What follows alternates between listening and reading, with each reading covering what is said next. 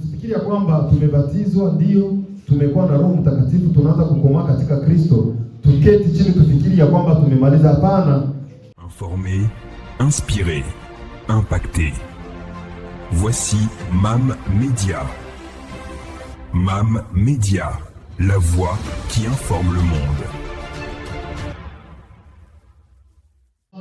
Chini sana mpaka kwa hiyo nivo, kwa sababu angelikuwa ameshirikisha mume wake kumwonyesha kama kunakuwa jambo fulani ambalo lingelitusaidia kupata pesa, na ni hivi na ni hivi na ni hivi. Labda huyu mume wangelisaidiana na wanaketi pamoja na watoto na wanaoneshana kweli, na hata kama wangeliingia kutafuta hizi pesa, lakini kwa sababu watakuwa wamekuwa na umoja, haingelileta matatizo. Wangelijua kwamba basi tumepoteza na tumepoteza, basi wangeliasimia wote. Lakini hapa sasa itakuwa vigumu, mwanaume sijue itakuwa namna gani.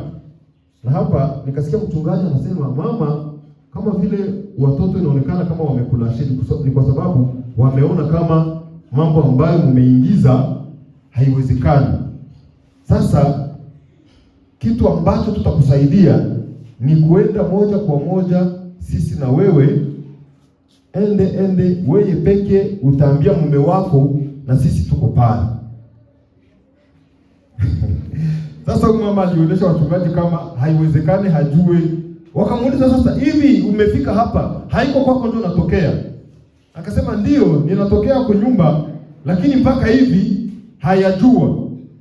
Akamwambia okay, sasa hivi umetokea kwa nyumba, tutarudia tena kwa nyumba, sisi tutakusindikiza.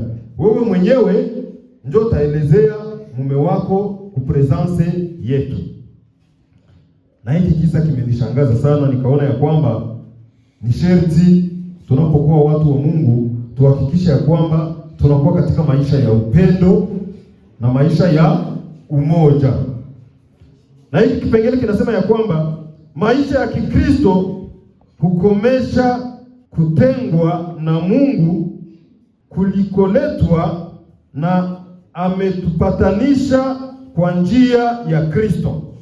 Ni kusema hii maisha tunapokuwa tunakomaa katika Kristo, tutakuwa na maisha ya upendo, tunapopenda wenzetu na tunapopenda Mungu, na tunapopenda Mungu tunazishika amri zake na sheria za maadili, jinsi ya watu kuishi na watu wengine, tutakuwa tumeishi hivyo. Na hii tunaweza kuisoma katika Isaya 59 na mstari wake wa kwanza.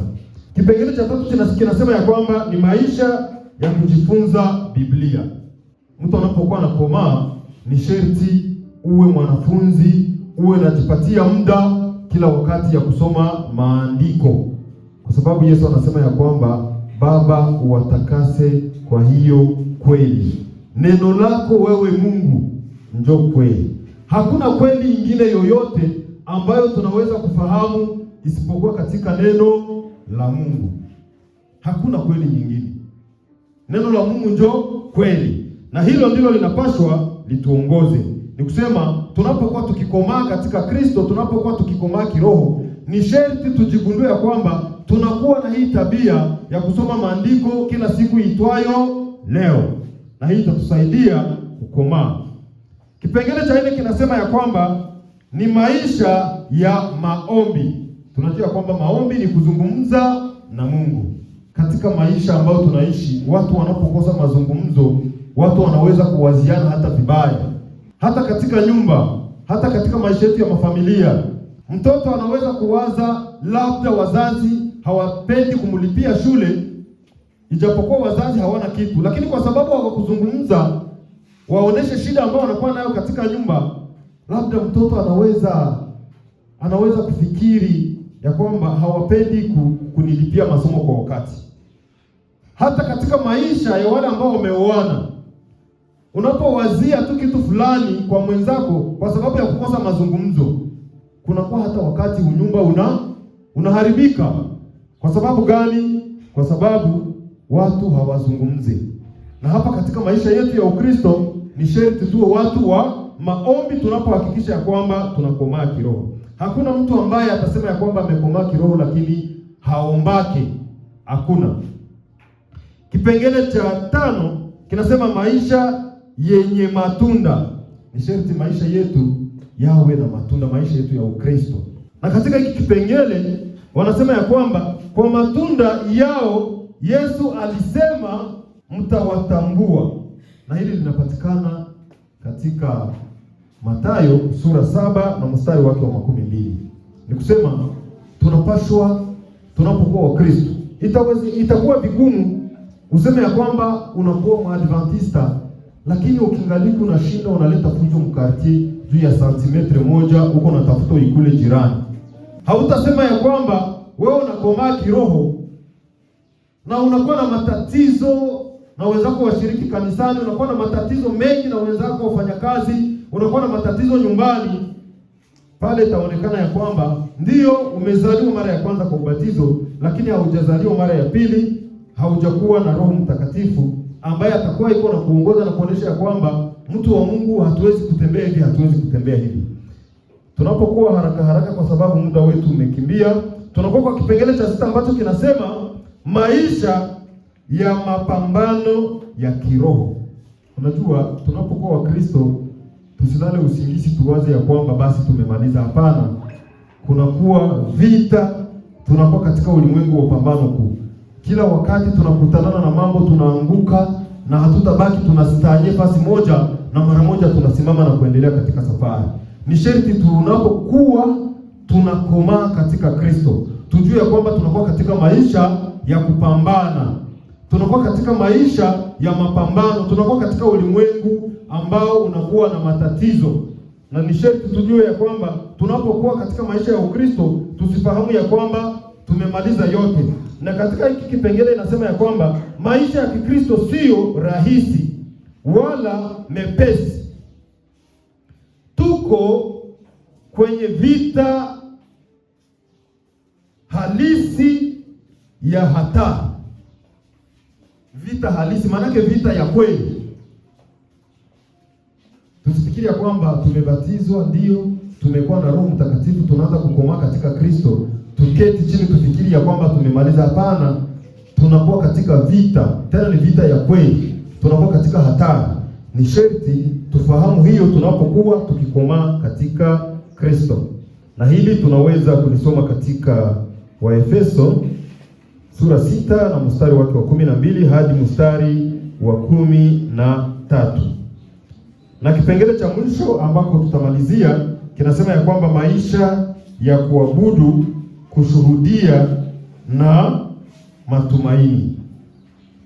Tuwe watu wa kuabudu Mungu, na Mungu anapotutendea jambo fulani tuwe watu wa kushuhudia matendo makuu ya Mungu, na zaidi kutegemea Mungu katika maisha yetu ya Ukristo.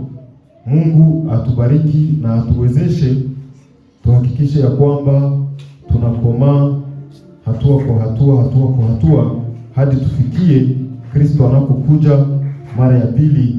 Miongoni mwetu msionekane yule mtu ambaye atakosa uzima wa milele. Kama kunakuwa swali ama la kuongezea, tunaweza kuswali ama tunaweza kuongezea kabla hatujamaliza. Na kama hakuna,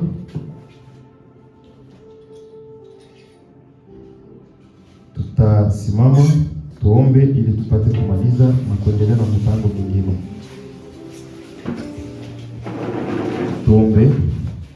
Mungu Baba yetu, tunasema asante kwa muda mzuri ambao umetusaidia kwa kujifunza misingi ya imani ambayo tumekubali kutembea sawasawa na mapenzi yako.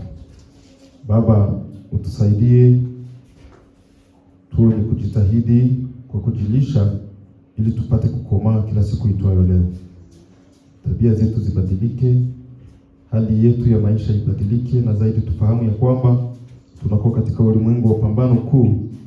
Tusiketi tukifikiri ya kwamba tumekuwa washindi, lakini tufahamu ya kwamba tunakuwa katika vita ambayo ni vita ya kweli ambayo tunaiona kila siku itwayo leo. Lakini Baba, tunahitaji tujaze Roho wako Mtakatifu ili tuonekane kushinda kila siku, na mahali ambapo tunashindwa tusibaki tumeketi, lakini tusimame kila siku tunapoanguka, ili tupate kutembea pamoja na wewe, na unapokuja mara ya pili, kanisa la Nguba, utakapokutana makanisa mengine ambapo watu wako wanajitahidi kwa haki na kweli, nasi Baba tunakusii, nasi utuandae vizuri kwa kupitia Roho yako Mtakatifu, ili tuonekane kuwa warithi wa ufalme wako pamoja na wale ambao watakapokuwa washindi. Asante kwa sababu vipindi vyetu vya mchana utaendelea kuandamana pamoja nasi, kwa sababu tu tumekutanguliza katika jina la mkombozi wetu Yesu Kristo. Amen.